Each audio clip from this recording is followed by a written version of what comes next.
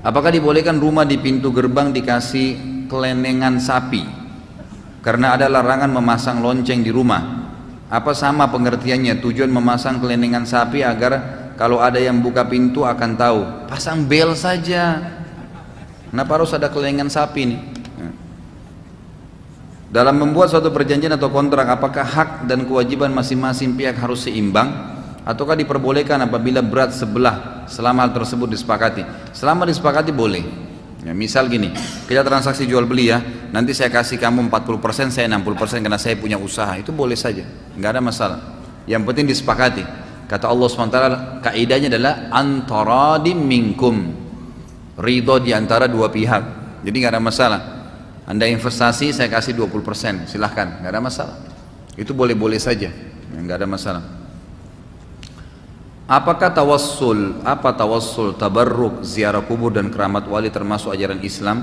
Tawassul itu menjadikan sesuatu benda atau ibadah ya antara dia dengan Allah.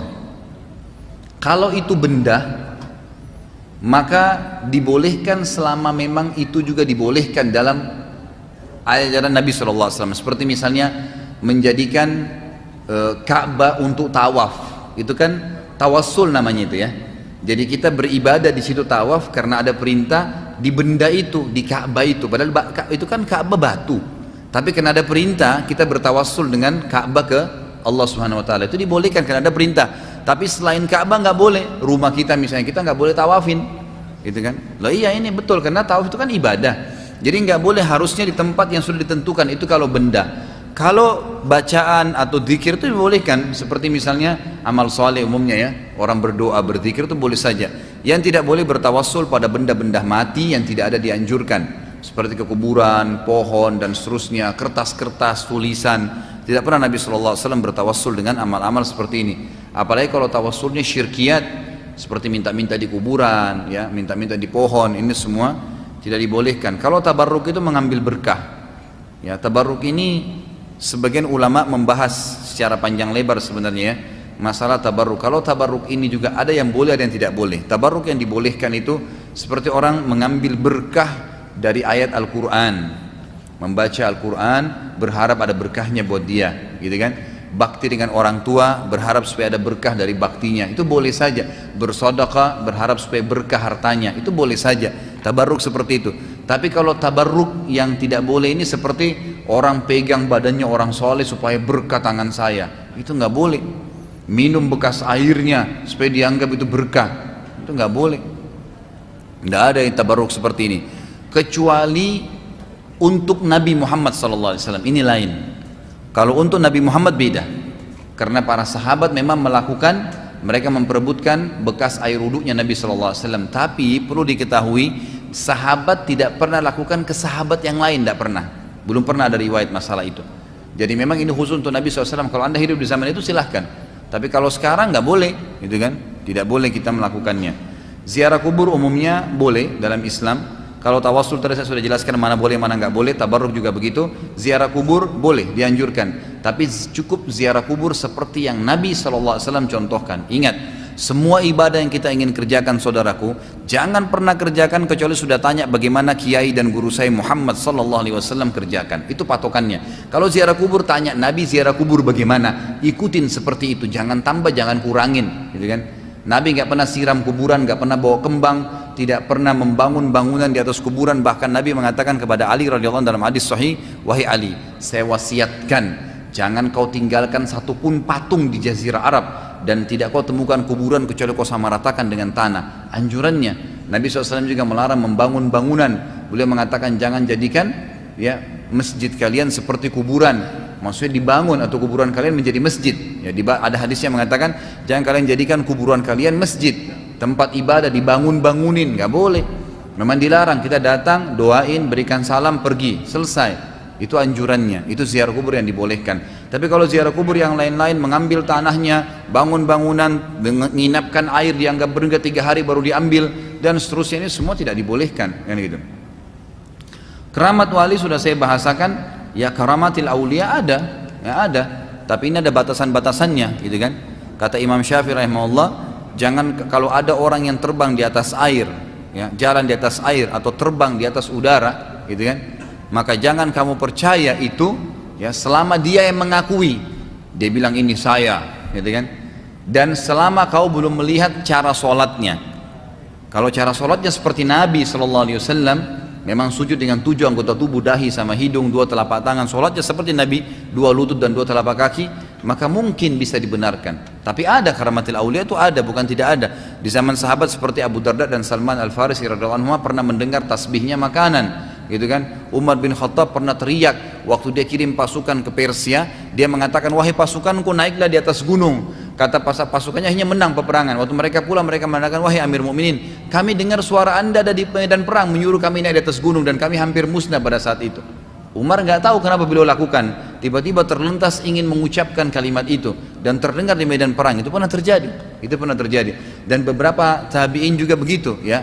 Mereka juga ada yang seperti, mohon maaf, sahabat Abdullah bin Umm Maktum, muadzin Nabi SAW yang buta, pada saat dia jalan pulang dari masjid ke rumahnya, itu sahabat-sahabat lain melihat dia, tidak lihat dia buta, dari dahinya keluar cahaya yang terang menerangi jalan menuju ke rumahnya. Itu ada terjadi, ada karamat di kalangan para sahabat. Bisa juga terjadi kepada orang-orang saleh. Tapi ini ulama memberikan kaidah-kaidah dhabitnya. Dia sendiri tidak tahu apa itu dan kapan terjadi, gitu kan?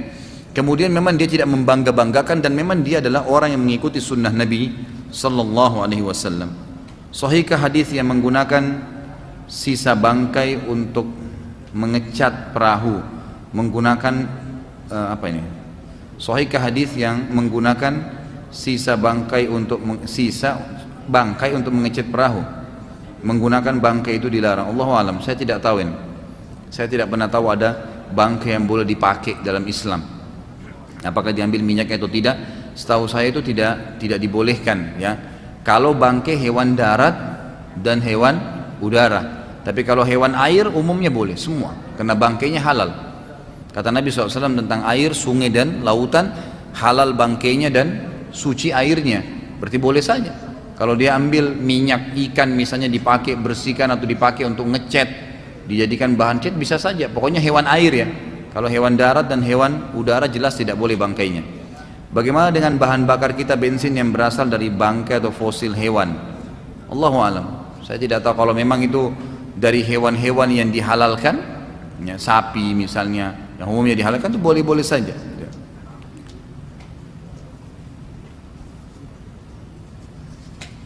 Bagaimana hukumnya mentransaksikan kucing? Ini ulama mengatakan boleh saja, ya, karena adanya Abu Hurairah tadi, ya, Abu Hurairah memeliharanya, gitu kan. Ini pendapat, ya, tapi ini marjuh, pendapat yang dinomorduakan. Pendapat yang utama adalah tidak boleh. Pendapat yang utama tidak boleh, karena tetap kucing dianggap bertaring. Jadi apa yang haram untuk dimakan dagingnya, haram juga nilainya. Sebagaimana dijelaskan dalam athar yang sahih, apapun yang dilarang diharamkan dagingnya, maka haram juga transaksinya. Jadi nggak boleh ditransaksikan. Kalau kucing itu kebetulan lewat kita tangkap, itu lain. Atau mungkin lewat dalam rumah kita dipelihara tanpa dibeli, itu nggak ada masalah. Jadi nggak usah repot-repot beli kucing Anggora, beli kucing ini, nggak usah repot-repot. Sumbangin aja uangnya deh. Ada buang air kecil dan besar yang tidak boleh menghadap kiblat. Apa boleh agak miring karena banyak masjid yang toiletnya menghadap kiblat? Ya, Anda berusaha maksimal aja, kan, berusaha maksimal. Kalau emang toiletnya, dan lebih baik lagi Anda berikan masukan ke masjid, apalagi masjid, ya. Memang hadisnya sahih, larangan Nabi SAW dalam hadis riwayat ahli sunan, tidak boleh buang air besar, buang air kecil, termasuk juga tidak boleh berhubungan biologis menghadap dan membelakangi kiblat. Itu adabnya, memang larangan Nabi SAW. Memelihara ikan hias apa hukumnya? Seperti ikan koi, apa ini, apalah namanya, gitu kan. Intinya memelihara, saya sudah bilang tadi, lebih baik nggak usah. Tapi kalau ikan, hewan lautan itu semuanya kan halal, ya, halal. Jadi kalau umumnya mubah saja, mubah, karena tidak ada masalah. Yang tadi saya bilang dilarang pelihara itu hewan yang tidak boleh dimakan, kan kaidahnya itu, ya. Hewan yang boleh dimakan mubah-mubah saja, nggak ada masalah. Bila ada teman kita yang sedang bermaksiat, minum minuman keras padahal dia muslim, lalu mengolok-ngolok kita, apa ini, dan dia bangga mungkinnya dengan perbuatannya, bolehkah kita berdoa kepada Allah Azza wa Jalla supaya mereka dilaknat Allah, atau bolehkah dipukul, gitu kan? Kalau kita mendoakan kepada Allah Subhanahu wa taala karena dia mengolok orang, dalam arti kata kita diolok ya, terzalimi, boleh kita mendoakan. Tidak ada masalah. Supaya Allah menghukumnya boleh saja. Tapi kan saya pernah bilang begini, dahulukanlah sifat penyayang daripada sifat marah. Karena sifatnya Allah Subhanahu wa taala dalam hadis dikatakan apa? Allah berfirman, "Inna rahmati qad ghalabat ghadabi." Kasih sayangku, kata Allah, mengalahkan murkahku. Kata para ulama, orang yang mau menjadi hamba-hamba Allah, maka dia sebaiknya mengambil sifatnya Allah ini. Misal gini, ada orang berbuat zalim, Anda doakan, ya Allah hancurin dia. Bolehkah dalam Islam? Boleh. Hak Anda terzalimi. Dia tidak bayar utang, dia pukulin kita, dia ghibah. Bolehkah? Boleh. Tapi ingat, Allah ijabah nih, dia mati, habis selesai. Anda dapat apa? Enggak ada apa-apa. Dia mati misalnya, uratnya Allah tahan, ditabrak mobil, mati. Anda tidak dapat utang Anda, tidak bayar utangnya, dia juga mati, habis ceritanya. Tapi bedakan dengan kita bilang, ya Allah berikan dia hidayah, ya Allah buka hatinya supaya dia mau bayar utangnya, ya Allah mudah-mudahan dia sadar, berikan dia ilmu syar'i, berikan hidayah dalam hatinya. Lalu tiba-tiba betul Allah kasih hidayah, tiba-tiba dia datang 3 tahun kemudian sudah berjenggot, Masya Allah, gitu kan? Kemudian datang dahinya sudah hitam, ini akhi utang saya baru tahu hukumnya nggak boleh. Selama kita sudah doakan dia dan sampai dia mati kita panen pahalanya, hak kita dapat. Yang mana Anda pilih? Makanya doakan kebaikan, kasih sayang dahulukan daripada penghancuran. Karena penghancuran itu bisa seketika datang pada saat itu karena kita terzalimi. Tapi lebih baik kita doain kebaikan gitu kan, karena kita dapat hidayahnya dan dapat penyebabnya. Masya Allah, ini saya baca yang kecil-kecil dulu ya. Ini berapa lama nulisnya nih? Apakah ajaran Syiah dibiarkan di negara Saudi sehingga pada tanggal 10 Muharram juga mereka mengadakan acara peringatan Hari Asyura, lalu terjadi insiden penembakan? Setahu saya masalah dibiarkan ya, mereka warga negara Saudi ada yang Syiah, tapi mereka disempitkan oleh orang-orang Saudi, didakwahin istilahnya ya, oleh kerajaan Saudi. Tapi mereka tetap masih ada, gitu kan, mereka masih ada. Kalau masalah kasus mereka merayakan acara, saya rasa tidak mungkin gitu. Karena di Saudi itu ditegasi betul, semua pelanggaran bid'ah, perbuatan-perbuatan syirik nggak mungkin ada. Itu sudah peraturan kerajaan, diberantas semua, memang nggak boleh. Sampai dibentuk sebuah kelompok namanya, sebuah instansi ya, resmi pemerintah namanya Hayy Amir Ma'ruf Nahi Munkar. Itu memang tugasnya meluruskan yang salah, nangkap penyihir, luruskan orang-orang yang berbuat ritual-ritual yang salah tidak sesuai dengan sunnah Nabi. Orang-orang kalau kita lagi umroh tuh di kuburan Baqi, mereka berdiri ingatin orang ziarah kubur harus begini, supaya tidak sembarangan orang yang ngambil tanah misalnya. Ziarah kuburan Nabi diingatin, ini cuma berikan salam kepada Nabi, jangan berdoa menghadap kuburan, disuruh hadap kiblat, itu kan, lalu disuruh jalan. Itu semua memang termasuk ya instansi resmi. Jadi diluruskan gitu. Apakah benar mayoritas negara Arab membiarkan penindasan negara Palestina oleh Israel dan juga membiarkan gerakan ISIS merusak nama dan nilai khilafah, padahal negara-negara Arab itu memiliki kekuatan militer yang kuat, terutama Arab Saudi? Setahu saya tidak. Jadi sekarang itu teman-teman kita di Palestina pun tahu itu ya, bahwasanya sumbangan yang paling besar masuk ke mereka dari Saudi. Sekarang ini ya, LSM terbesar dunia yang paling banyak membantu sudah itu LSM Saudi. Di Indonesia ini saya tahu ada bukan ribuan ya, mungkin sudah hitungan jutaan, ratusan ribu kali masjid dibangun oleh Saudi. Banyak sekali. Belum dari Rabita Alam Islami, belum dari Ihya Turath, belum dari banyak ya LSM itu yang memang mereka masuk di sini, mereka membangun masjid tuh banyak sekali di seluruh pelosok Indonesia. Belum rumah anak yatim, belum mereka membangun pesantren-pesantren, sekolah-sekolah, dan itu terjadi hampir seluruh negara Islam, termasuk Palestina itu banyak sekali dibantu oleh Saudi, banyak sekali dibantu, diperbaiki, orang-orang yang hijrah diterima, kemudian mereka dikirimin, dibangunin pendidikan, dan banyak sekali sebenarnya. Jadi itu tidak benar sebenarnya.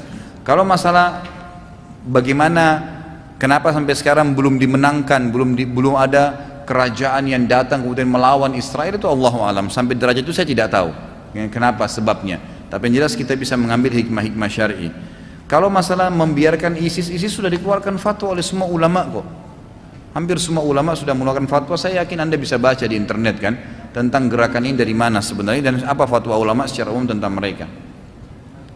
Bagaimana pendapat Ustadz mengenai gerakan revolusi negara Arab tempo dulu yang memberontak terhadap Khilafah Utsmaniyah, yang gerakan itu disponsori oleh Inggris dan sekutunya, sehingga sekarang negara-negara Arab itu seperti tunduk pada Inggris, Amerika dan sekutunya. Kalau pada saat Utsmaniyah di akhir-akhirnya seperti berdirinya kerajaan Saudi, Utsmaniyah di akhir-akhir zamannya pada tahun mendekati 1900-an ya, abad ke-19 Masehi itu, kan itu Utsmaniyah berubah jadi Republika tahun 1924. Kurang lebih tahun 1900-an itu memang sudah banyak terjadi penyimpangan, sampai-sampai kuburan-kuburan para sahabat di Madinah itu sudah dibanguni bangunan, ditaruh lampu, orang-orang sudah banyak minta tolong dengan kuburan para sahabat gitu kan. Kemudian banyak sekali di Saudi itu sudah menyebar kuburan, dibangun-bangun, perbuatan syirik, perbuatan bidah mana-mana gitu. Nah, ada seorang ulama yang bernama Muhammad bin Abdul Wahhab. Dia meluruskan itu, yang biasa orang-orang Syiah mengatakan Wahabi gitu kan. Dia coba luruskan itu, nasihatin orang kembalikan kepada tauhid, nggak boleh gini, ini syirik, nggak boleh terus. Lalu karena pada saat itu sudah terlalu merata gitu kan, dan didukung oleh Khilafah Utsmaniyah yang ada pada saat itu gitu kan, maka berdirilah Muhammad bin Wahab ini berteman dengan seseorang yang bernama Muhammad bin Saud, yang sekarang kerajaan Saudi dinamakan Saudi itu dari Saud, Muhammad bin Saud ini. Jadi dua Muhammad, dan bendera Saudi itu dua pedang, ini adalah dua Muhammad itu, yang satu alim, yang satu kepala suku. Nah, kepala suku ini menggunakan kekuatan militer yang dia milikin itu untuk meluruskan, memerangi orang-orang yang tidak mau meninggalkan perbuatan syirik tadi. Sudah sampai pada tingkat mereka menyembah-nyembah kuburan, sampai akhirnya berhasil pada saat itu memukul rata semuanya, kuburan diratakan, kuburan sahabat dikembalikan seperti zaman Nabi, kemudian tidak lagi kesyirikan. Nah, sempat Utsmaniyah pada saat itu sebagian posko-posko militernya membela orang-orang yang buat syirik, terjadilah pecah pada saat itu perang gitu kan. Jadi di sini jangan dianggap didukung oleh Inggris. Saya pelajari sendiri sejarahnya, kalau di Saudi nggak ada itu. Karena kebetulan syirik sudah merajalela tadi, kemudian diluruskan dan dibela kemusyrikan tadi oleh orang-orang tentara Utsmani, maka terjadilah ribut antara beberapa suku yang ada di Saudi dengan tentara Utsmani. Pada saat runtuh kerajaan Utsmaniyah ini, berdirilah kerajaan Saudi itu, gitu kan? Seperti itu gambarannya, Allahu a'lam. Bagaimana jika seorang dihukum karena suatu permainan haram, seperti berjudi misalnya? Bolehkah kita membantunya supaya hukumannya diringankan? Ya, hukuman sebenarnya mengambil alih itu pemerintah ya, wali, pemerintah, tidak boleh individual. Kalau secara individu memang secara instansi pemerintah dihukum, lalu kita cuma minta untuk diringankan, boleh-boleh saja, nggak ada masalah, itu boleh, halal saja. Bagaimana hukumnya menandai hewan ternak dengan menindi telinganya atau mewarnai bulu dan anggota tubuhnya? Menindi berarti memberikan rasa sakit, nggak boleh. Tapi kalau mewarnai boleh saja, ini tidak ada masalah. Mewarnai selama itu tidak menyakiti. Seperti dicontohkan di daerah saya, bahwasanya tujuan memelihara anjing itu bertujuan untuk berburu babi pada hari-hari libur ke hutan sebagai olahraga dan sambil membawa anjing ke hutan. Apa hukumnya memelihara anjing tersebut? Nggak boleh, karena jelas dia pakai berburu untuk yang haram. Yang tadi kita jelaskan itu dibolehkan kalau berburunya hal-hal yang dibolehkan, yang halal. Apa hukumnya istimna, sengaja mengeluarkan mani dengan tangan? Sama hukumnya dengan berzina? Beda. Onani itu hukumnya haram, termasuk haram, dan ini disepakati oleh para ulama, tidak dibolehkan mengeluarkan air mani secara sengaja itu tanpa campur tangan pasangan halal. Dan ulama mengatakan ini berada di bawah zina, dia termasuk perbuatan dosa, dan ini penyakit ya, ini penyakit. Orang yang terbiasa melakukan onani itu, maka dia tidak akan merasakan nikmatnya berhubungan biologis pada saat menikah, kecuali kata para ulama memang yang lakukan adalah pasangannya, karena dengan hikmah Allah subhanahu wa ta'ala dibolehkan. Jadi boleh istri melakukan pada suaminya, boleh melakukan oral seks, itu semua dibolehkan dalam Islam. Yang tidak boleh meletakkan kemaluan di dubur, hanya itu yang tidak boleh. Yang lain masih dibolehkan selama tidak ada ikrah. Ikrah itu paksaan, gitu kan. Jadi tidak boleh. Onani hukumnya haram ya. Rasulullah SAW memerintahkan untuk mewarnai uban dengan warna selain hitam. Bagaimana dengan mewarnai rambut yang belum beruban atau masih hitam, semuanya dengan warna selain hitam? Boleh saja. Ulama sepakat mengatakan boleh mewarnai selain warna hitam. Masih lama? Bolehkah akikah menggunakan kambing betina? Boleh, nggak masalah, yang penting tidak cacat. Jadi boleh kambing betina. Apa sebabnya? Apa sebab musababnya suami bercerai dengan istrinya? Allahu alam. Ya Allahu alam. Apa sebabnya gitu? Anda sendiri bisa jawab gitu kan? Kalau dikatakan apa gambaran syar'i yang membolehkan atau apa alasan syar'i yang membolehkan suami menceraikan istrinya, nah itu boleh saya jawab tuh, gitu kan? Tapi kalau sebab musababnya ya tergantung individual. Ada orang mungkin karena dia bosan, ada orang karena ini, ada orang karena itu, godaan syaitan, tidak paham agama banyak. Bolehkah kita mendoakan selain hidayah untuk non muslim seperti membalas salam, mendoakan kesehatan? Membalas salam boleh, tapi dengan waalaikum saja. Sudah saya jelaskan hukumnya ya. Nasrani mengatakan assalamualaikum, kita bilang waalaikum, itu saja, dan untuk kalian. Itu sesuai dengan hadis Bukhari. Tapi kalau mendoakan kesehatan, Allahu alam, saya tidak tahu. Yang boleh mendoakan hidayah. Untuk apa Anda doakan kesehatan? Hidayah lebih baik, hidayah lebih dia butuhkan, gitu kan? Semoga Allah berikan hidayah. Sudah Ustaz sekali, 10 kali doain, 100 kali doain, mungkin satu yang nyantol bisa dapat hidayah dia. Apa dalam Idul Kurban berserikat 7 orang untuk satu sapi? Ada dalilnya. Hadisnya sahih, riwayat Imam Ahmad, dibolehkan. Ya, dibolehkan untuk sapi dan unta berserikat sampai 7 orang, dan ini disepakati oleh jumhur ulama. Apa hukumnya memelihara hewan yang dilarang untuk dimakan dengan tujuan konservasi karena binatang tersebut terancam punah? Contoh harimau, burung elang, itu lain. Kalau memang diambil tujuannya untuk supaya tidak punah, dirawat, itu kan, dan itu bukan secara individual dan bukan juga diternak. Ini apa ini? Jadi insya Allah nggak ada masalah. Apakah sunnah membaca ta'awudz dan basmalah setelah takbiratul ihram? Iya, sunnah. Hadis Bukhari, Nabi SAW menganjurkan di rakaat pertama saja ya, membaca a'udzubillahi samil alim minasyaitonir rajim, hadis sahih, dan membaca bismillah. Nabi SAW membaca bismillah. Syekh Jibril mewajibkan membaca bismillah, tetapi bismillahnya tidak jahar, tidak kerasin. Jadi Nabi SAW itu seringkali suara bismillahnya terdengar kecil dan al-fatihahnya baru besar. Itu dalam sholat. Tapi kalau di luar sholat bismillah dikerasin tidak ada masalah. Bolehkah sholat di belakang imam yang banyak melakukan bid'ah? Contohnya niat dilafatkan dan doa kunut. Boleh, nggak ada masalah. Nggak ada masalah itu. Jadi dalam hadis kan dikatakan, kalau kalian sholat dan imam mengimami kalian, kalau imamnya benar dia panen pahala kalian, kalau dia salah dia dapat hukuman dan kalian tetap dapat pahalanya.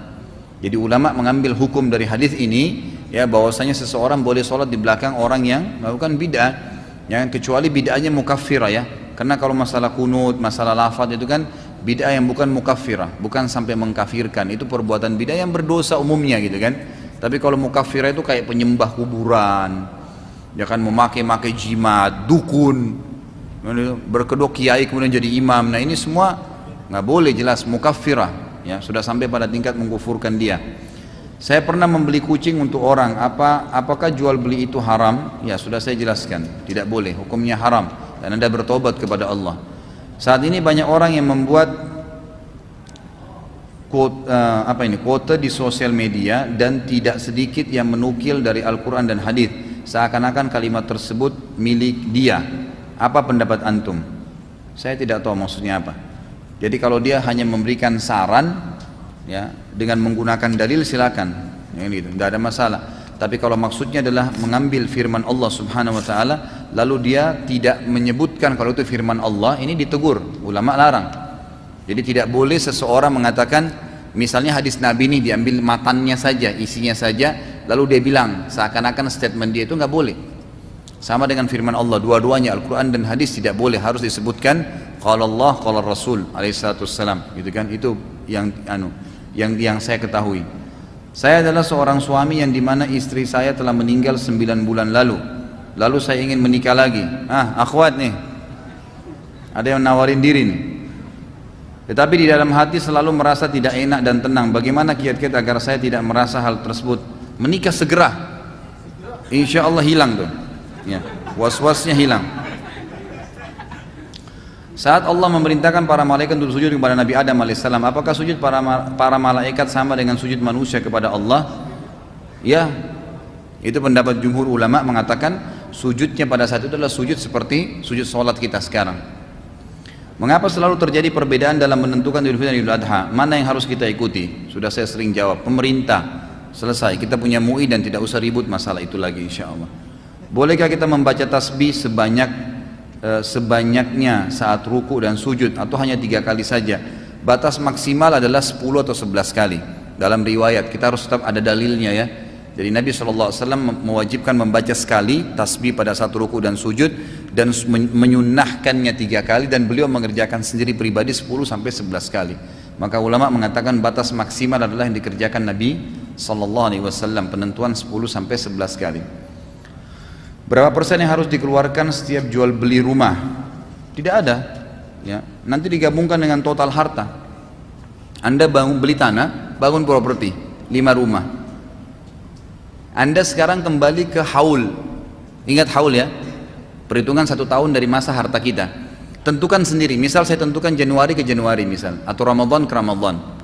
Pada saat saya Ramadan saya niatkan haul yang lalu, bulan Syawal atau bulan Zulhijjah, anggaplah Januari ke Januari kalau masehinya, misal bulan saya niatkan haul, kan Januari nanti baru hitung nisab ya, hitung batas keluarkan zakat. Ternyata Maret saya beli tanah, kemudian saya bangun 3 bulan, Juli laku. Apakah saya langsung zakatkan? Enggak. Tunggu haul 1 tahun. Tunggu nanti digabungkan dengan total harta kita di bulan Januari. Jadi bukan pada saat transaksi itu. Jadi yang dikeluarkan zakatnya pada saat transaksi terjadi, ya itu adalah panen. Panen pertanian, gitu kan? Perkebunan, nah itu pada saat haulnya itu pada saat panennya. Kata Allah, wa'atu haqqahu yawma hasadih. Jadi berikanlah haknya pada hari dipanenkannya. Itu kan, dan juga yang segera dikeluarkan zakatnya itu adalah harta karun yang ditemukan langsung dikeluarkan zakatnya. Selain itu Allah alam ada haul 1 tahun. Saya pernah mendapati kisah teman-teman dan anak balitanya tiba-tiba berkelakuan aneh saat maghrib, dan ada pula balita yang sering berkata ia melihat fulan padahal fulan bukanlah penghuni rumah tersebut, tidak sedang berada di rumah tersebut. Sebenarnya bagaimana cara kita melakukan penjagaan terhadap anak-anak saat maghrib, dan bagaimana menanggapi penglihatan anak atas sesuatu yang tidak kita lihat? Ruqyah sederhana, bacain ayat Al-Fatihah, ayat kursi, Al-Fatihah, Al-Falaq, An-Nas, ditiupkan di badannya. Kalau dia sering melihat, ditiupkan di arah matanya. Insya Allah dalam beberapa hari hilang itu, dengan izin Allah hilang. Tapi ya kuan dengan keyakinan ya, itu namanya diruqyah, ruqyah syariah. Itu biasanya memang gangguan syaitan. Syaitan biasa masuk mengganggu anak-anak biasanya ya.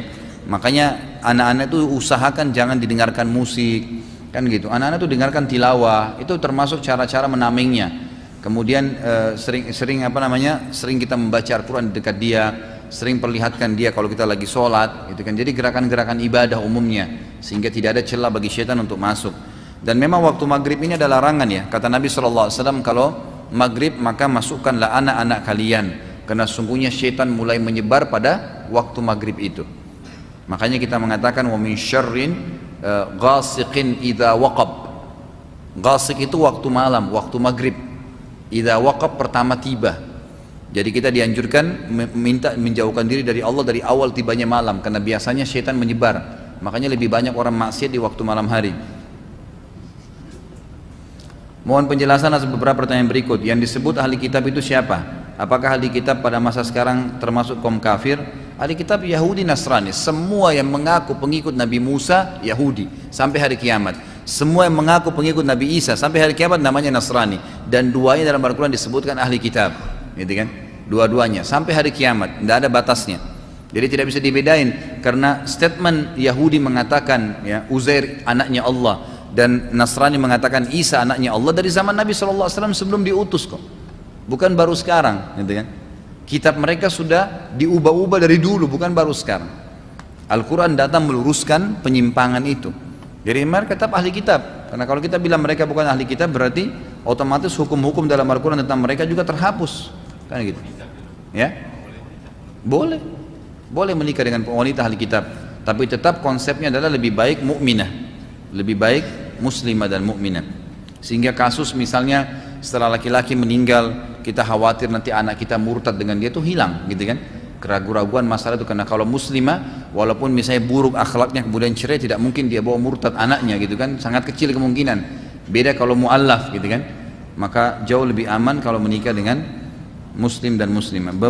Beberapa teman ana bersahabat dengan non muslim. Sebenarnya apa batasan kita sebagai muslim dan muslimah dalam pergaulan non muslim? Boleh saja, nggak ada masalah, nggak ada masalah. Para sahabat Nabi banyak yang berteman dengan orang-orang kafir, banyak. Ada yang berteman dengan orang-orang Yahudi di Madinah, gitu kan? Nabi SAW itu bersahabat dengan pendeta Yahudi, bersahabat dekat. Yang Nabi utang sampai 20 sak kurma itu, 20 genggam kurma itu kena sahabat Nabi SAW. Abdullah bin Salam yang masuk Islam akhirnya pendeta Yahudi itu adalah teman Nabi SAW. Jadi boleh berteman, tapi pada batasan tidak boleh memberikan dukungan terhadap ibadah mereka dan tidak boleh sampai mereka mengganggu akidah kita. Ustaz, saya mengagumi kecerdasan ilmu seorang ustaz atau guru yang saya ikuti tiap tausiah dan kajian yang beliau berikan melalui video hingga berharap anak saya berjodoh dengan anaknya. Padahal anak belum tentu serupa bapaknya. Keinginan seperti ini apakah boleh? Apakah saya nggak ada apa-apa atau tidak ada sukufu dengan beliau? Tidak ada masalah. Karena kita lihat orang itu soleh, kita berharap nanti anak kita sejodoh dengan anaknya, bisa saja. Allahu a'lam. Ya kan gitu. Waktu contohnya, jadi boleh ya. Bukan aib, Bapak Ibu sekalian, bukan aib. Pada saat saya punya anak misalnya, kemudian saya tawarkan kepada seorang yang soleh, itu bukan aib. Makanya Hafsah radhiyallahu anha, istri Nabi SAW ya, sebelum jadi istri Nabi itu, sempat waktu sudah Umar anggap butuh suami, itu Umar keliling tuh. Umar datangin Abu Bakar pertama, wahai Abu Bakar, Hafsah sudah layak jadi istri, nikahilah. Jadi di sini Umar mencari siapa yang bisa menjadi anak mantunya yang paling soleh, yang dianggap cocok sama dia. Dia nggak datangin orang-orang sembarangan, tapi Abu Bakar yang didatangin. Abu Bakar bilang, saya nggak ada hajat. Dia datangin Utsman bin Affan, wahai Utsman, Hafsah layak dinikahi, nikahilah. Ya, kata Utsman, saya sekarang tidak punya hajat. Gitu kan, ditolak oleh Utsman dengan cara baik-baik. Lalu Umar kembali dan sholat malam lalu berkata, ya Allah, berikanlah jodoh terbaik untuk anakku Hafsah yang bisa membantunya dunia dan akhirat. Lalu Nabi SAW besok melamarnya. Kan dilamar oleh Nabi SAW dari doanya Umar. Tapi di sini kita ambil pelajaran, boleh seseorang, memang itu malah dianjurkan seorang ayah mencari jodoh yang baik buat anaknya. Ya, itu tidak ada masalah. Seorang ibu juga begitu. Kan gitu, kita berharap mudah-mudahan dengan ayahnya orang soleh, anaknya pun jadi soleh, insya Allah, mudah-mudahan gitu kan. Mudah-mudahan. Tapi kalau kita lihat misalnya ayahnya soleh, kemudian anaknya tidak misalnya, ya kita jangan jadikan patokan, gitu kan, belum tentu. Nabi Nuh alaihissalam nabi, tapi anaknya meninggal dalam keadaan kafir. Itu bukan mustahil.